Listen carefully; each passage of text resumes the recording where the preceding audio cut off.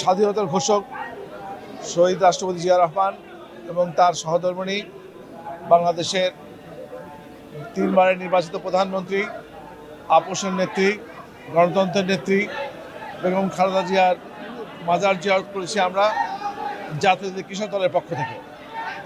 আমরা অত্যন্ত দুঃখের সাথে বলতে হচ্ছে, আমাদের প্রিয় নেত্রীকে দীর্ঘদিন ফ্যাসিস্ট স্বৈরাচার সরকার জেলখানার মধ্যে স্লো পয়জনিং করে তার ইন্টারনাল অঙ্গকে দুর্বল করে দিয়েছে। পরবর্তীতে তাকে সুচিকিৎসা থেকে বঞ্চিত করেছে। সুতরাং আমরা অত্যন্ত পরিতাপের বিষয় যে আমরা আমাদের নেত্রীকে সুচিকিৎসা দিতে পারিনি। তিনি ধুকে ধুকে মৃত্যুর কোলে ঢলে পড়েছে।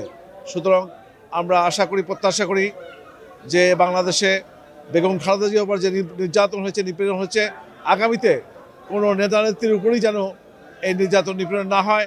আমরা বাংলাদেশকে জনাব তারেক রহমানের নেতৃত্বে একটি গণতান্ত্রিক বাংলাদেশ, ন্যায় নীতিবান বাংলাদেশ, ন্যায্যতার বাংলাদেশ, সুশাসনের বাংলাদেশ প্রতিষ্ঠা করতে চাই। আমরা আশা করি আগামী জাতীয় সংসদ নির্বাচনের মধ্য দিয়ে বাংলাদেশে যে একটি গণতান্ত্রিক সরকার প্রতিষ্ঠা হবে, সেই সরকার সেই পথে এগিয়ে যাবে ইনশাআল্লাহ তারেক রহমানের নেতৃত্বে। আপনারা ইতিমধ্যে খেয়াল করছেন, গত 25 তারিখে বিএনপির ভারপ্রাপ্ত চেয়ারম্যান জনাব তারেক রহমান দেশে আসার পর থেকে তার প্রতিটি কথা বক্তব্যে বাংলাদেশের মানুষ আশান্বিত হয়েছে।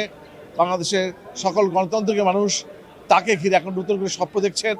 আমরা মনে করি তারেক রহমানের নেতৃত্বে বাংলাদেশ সুখী সমৃদ্ধশালী একটি গণতান্ত্রিক বাংলাদেশে পরিণত হবে ইনশাআল্লাহ। বাংলাদেশে এখন বর্তমান যে সরকার রয়েছে, নির্বাচন কমিশন রয়েছে, তারা যেভাবে নির্বাচন আয়োজন করছে, আমরা আশাবাদী যে আগামী জাতীয় সংসদ নির্বাচন ইতিহাসের সবচেয়ে বেশি সফল, নিরপেক্ষ এবং অবাধ নির্বাচন অনুষ্ঠিত হবে।